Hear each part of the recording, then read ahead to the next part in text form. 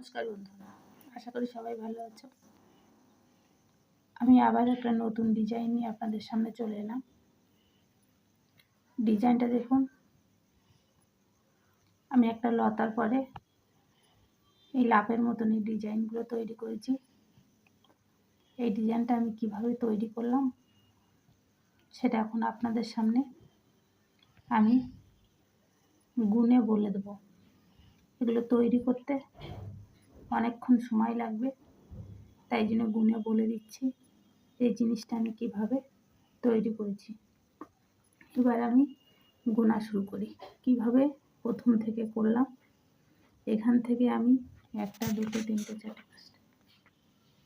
5টা ঘর নিয়েছি। 5টা ঘরের পরে একটা ঘর নিয়েছি, একটা ঘরের পরে দুটো, এবারে করার চেনে তুলে দিচ্ছি 5টা, তারপর 3টে, তারপর 3টে, তারপর দুটো, তারপর দুটো, তারপর 3টে, তারপর 3টে, তারপর 5টা দিয়ে আমি এই লাভটাকে কমপ্লিট করেছি। করার পরে আমি করার চিহ্ন নিয়ে গেছি 1 2 3 4 5টা। 5টার পরে আবার 5টা তুলেছি। তোলার পরে মাঝামাঝি এই পাশে দুটো, পাশে ছেড়ে মাঝখানের ঘর থেকে তুলে আবার এই পাশ থেকে ক্রস করে এটা তুলেছি, আবার এটা এইভাবে তুলেছি। দেখুন আমি কিভাবে তুলেছি। তোলার পরে আমি এই পাতা দুটো তৈরি করে নিয়েছি। এই পাশ থেকে একটা ঘর নিয়ে মাঝখানে ছেড়ে দিয়ে করে এই কলিটা তৈরি করে নিয়েছি। কলিটা প্রথম 3টে নিয়েছি, তারপর 5টা, তারপর 7টা, তারপর 5টা, তারপর 3টে, তারপর দুটো দিয়ে এটাকে কমপ্লিট করেছি। পাতাগুলো 4টে করে নিয়ে 3টে পরপর 3টে করে পাতাগুলো কমপ্লিট করেছি দুপাশে দিয়ে। এইভাবে আমি পুরো লতাটাকে কমপ্লিট করেছি। দেখুন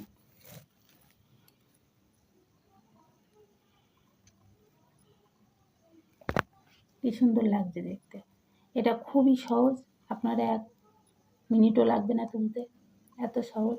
এই 5টা ঘর তুলে নিয়ে এইদিকে 5টা ঘর তুললেই এই ফুলটা আপনারা খুব সুন্দরভাবেই তুলতে পারবেন। দেখুন আমি কি সুন্দরভাবে তুলেছি। এখানে দুটো শিঙের মতন দুটো ঘর দিয়ে দিয়েছি মন্দিরের মতন, খুবই সুন্দর লাগছে। ভালোভাবে আমি জুম করে দেখিয়ে দিচ্ছি যে আমি কিভাবে তুলেছি।